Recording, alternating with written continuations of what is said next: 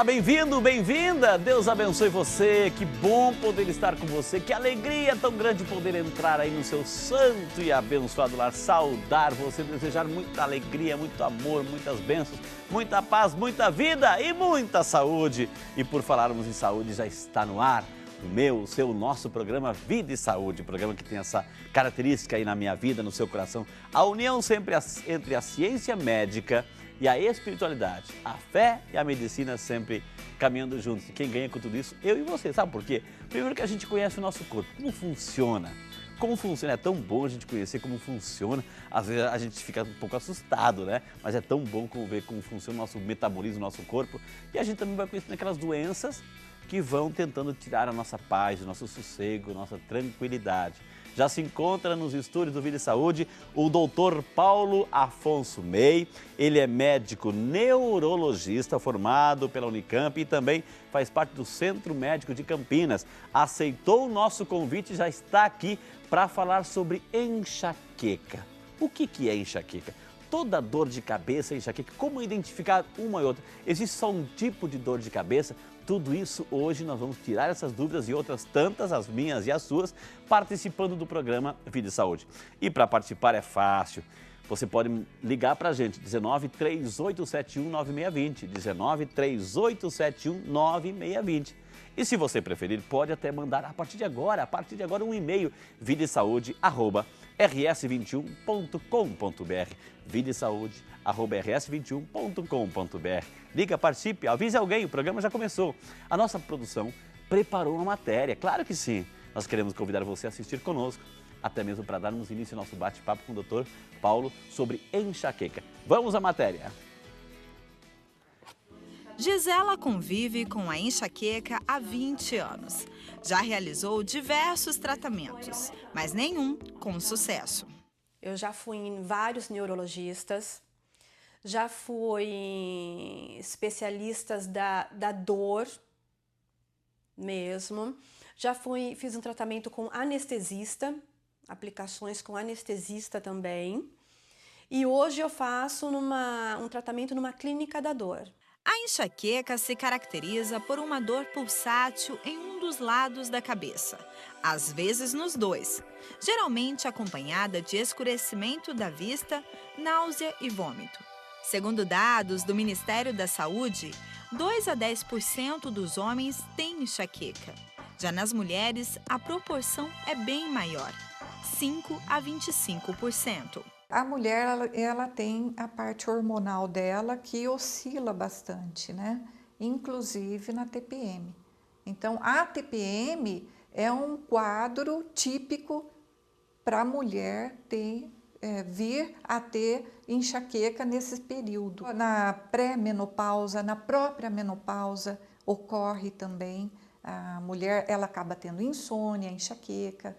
Uma das causas da enxaqueca é a constituição genética, ou seja, a predisposição à doença. Depois, outros fatores externos ou não genéticos, que podem ser estresse físico e psicológico e a insônia, por exemplo. Quem tem enxaqueca precisa cuidar muito da alimentação. Um exemplo é a cafeína, onde o máximo recomendado pelos médicos é 200 miligramas por dia, que equivale a 50 gramas de chocolate ou 3 xicarazinhas de café como esta. Mas a lista de alimentos que podem causar a enxaqueca é grande e varia de pessoa para pessoa. De uma forma geral, os grandes vilões são os queijos amarelos e os vinhos. Além da alimentação, o uso desenfreado de analgésicos para o tratamento é um agravante.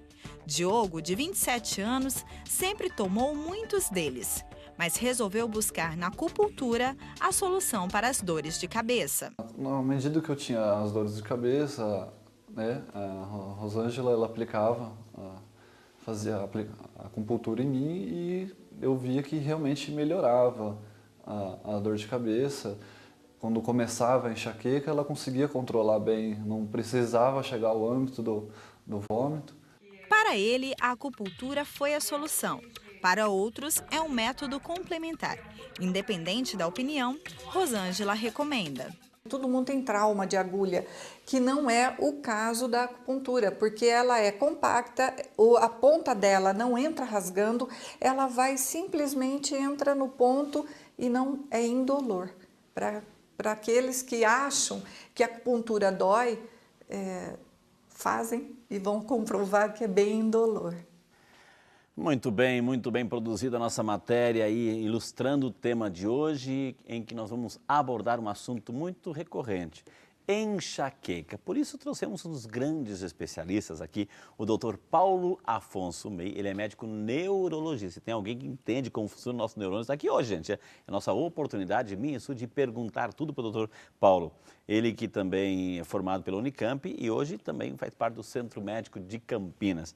Doutor Paulo, seja muito bem-vindo. Que prazer recebê-lo aqui nos estúdios do Vida e Saúde, doutor. Prazer é meu, agradeço o convite da Rede Século XXI. É sempre bom ter uma oportunidade para informar mais a população a respeito. Eu tenho certeza que quem está em casa, eu sempre digo isso, mas é uma verdade, aumentou um pouquinho mais o volume do televisor para não perder nenhuma dessas explicações, viu, doutor?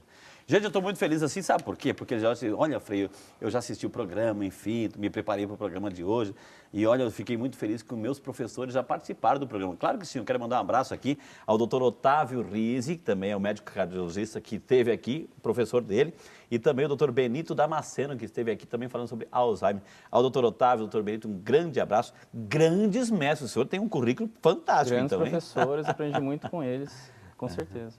Ô, doutor Paulo, então a gente viu a matéria aí do início, ou seja, por que a gente tem dor de cabeça?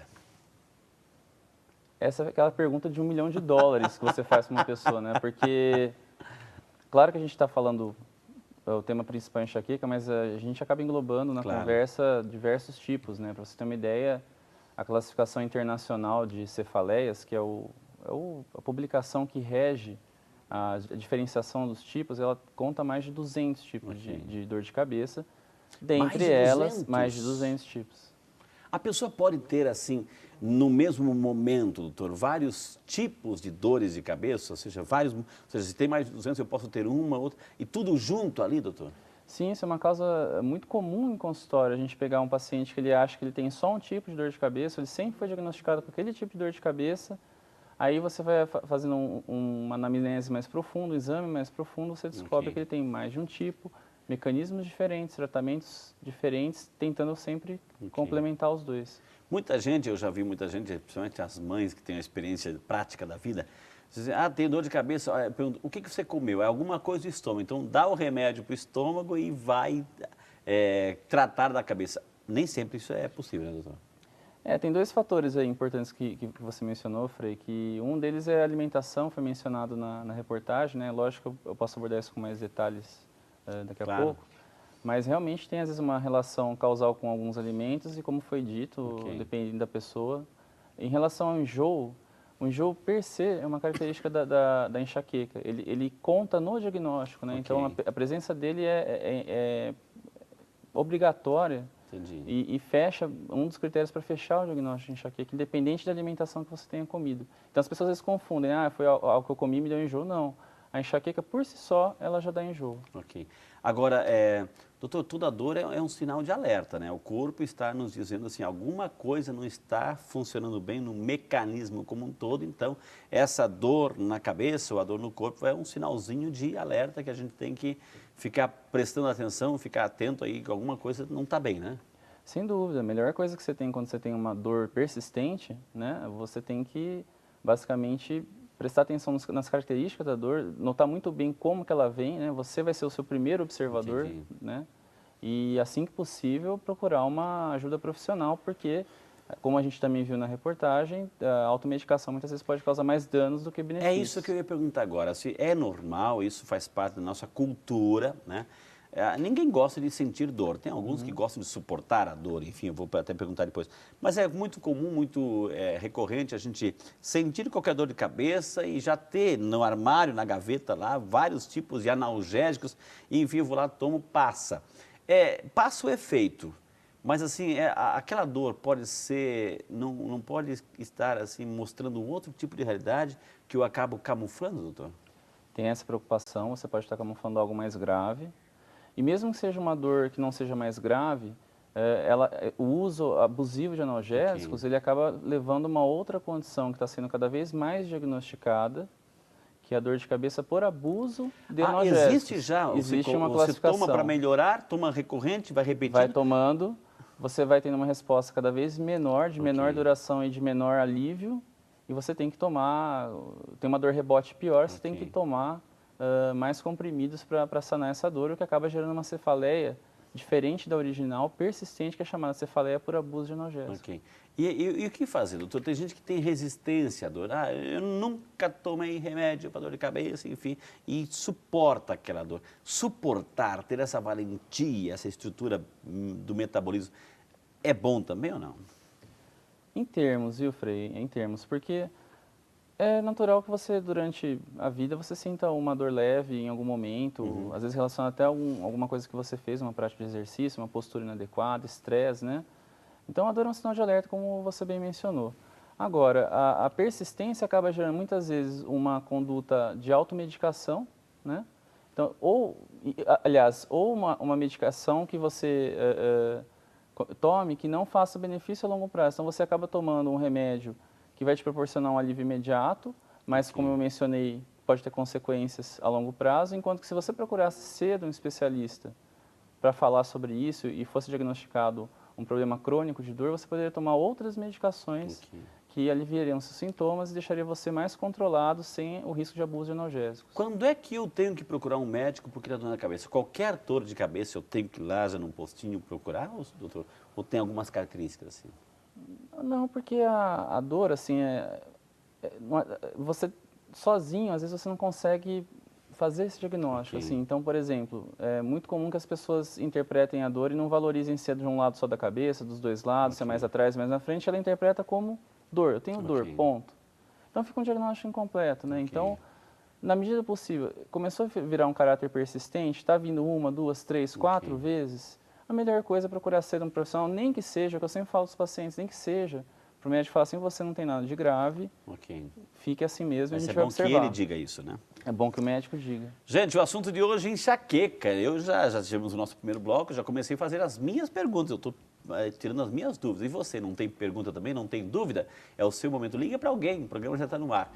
Esse vídeo de saúde é seu e por ser seu, ele volta já, só para você.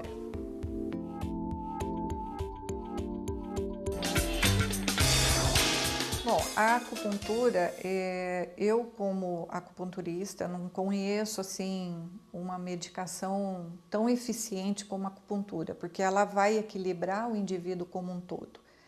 Então a acupuntura é fundamental, inclusive, para ajudar, se a pessoa toma alguma medicação, ajudar essa medicação a fazer um efeito mais eficaz.